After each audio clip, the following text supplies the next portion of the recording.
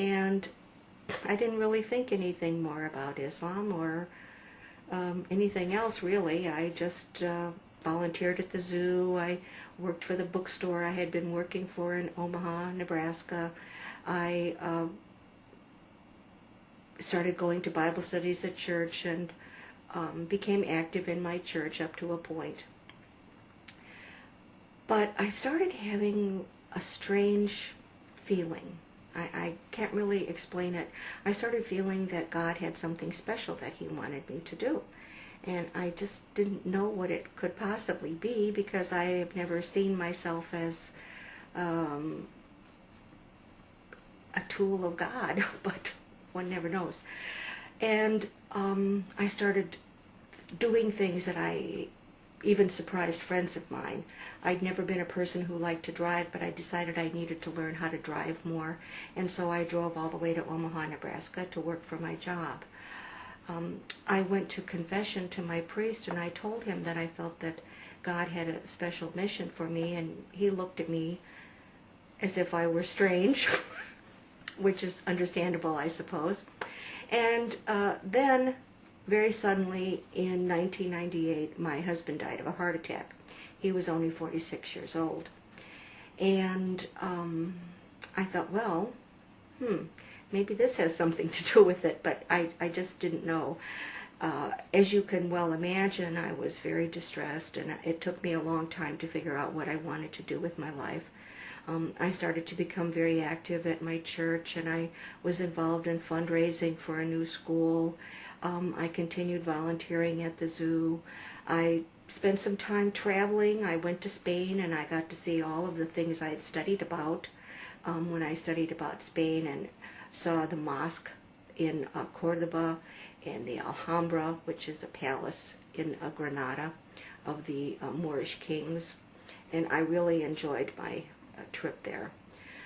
And I still kept feeling God wanted me to do something. And for some reason I thought God wanted me to pray the Catholic Rosary for peace in the world. And I know the world was, a little bit in turmoil at that time. This was in the early part of 2001. But I thought it was sort of odd that God wanted me to do this, but He had been calling me to do it for about 2 years, and finally I said, okay, fine, I'm going to do it. And then all of a sudden, September 11th happened, and I realized, oh, that was why God wanted me to pray for peace. And I and all of my friends were just really dumbfounded that somebody would hate us that much. And I think it came to be a time that many Americans started to realize that everything just wasn't as rosy as we thought it was. And then I started to want to learn more and more about Islam. I wanted to know who were the people that were doing this. Why were they doing this? Was it part of the religion? Was it part of our governmental policies? What was going on about it? I attended a series of dialogues at a mosque in Bloomington, Minnesota, and started to try to become friends with some of the ladies, but then I had to move into a smaller house, and I just stopped doing it.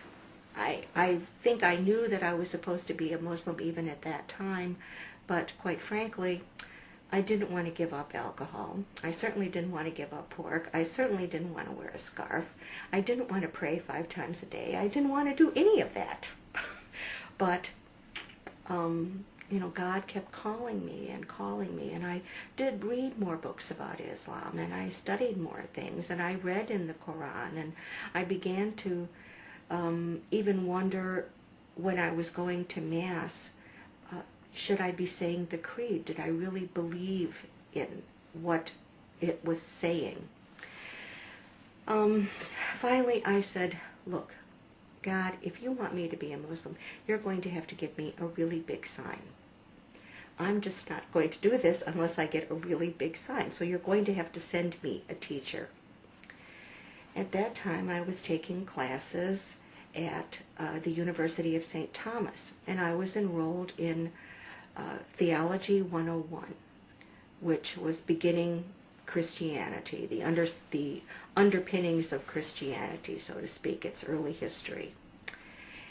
And I thought I was quite safe taking that class. There was no teacher going to show up who was going to teach me about Islam in that class. And what happens? In walks a man who was learned and a sheikh and had studied in Iran and was a Shiite Muslim. As you know, people from Iran are Shiite Muslims, and I suddenly realized that, oh, well, God sent me a teacher. And so then I made the decision very quickly that I had to become a Muslim. And I did make my Shahada on March 17th, 2007, and I've been working very hard to try to be a Muslim. It's hard for me because I don't really have a large circle of friends and don't live in a Muslim household, so it makes it difficult. But I am trying, and I'm very at peace with the decision, and I'm glad that I did it. And I'm now called Sister Zada. Salam alaikum.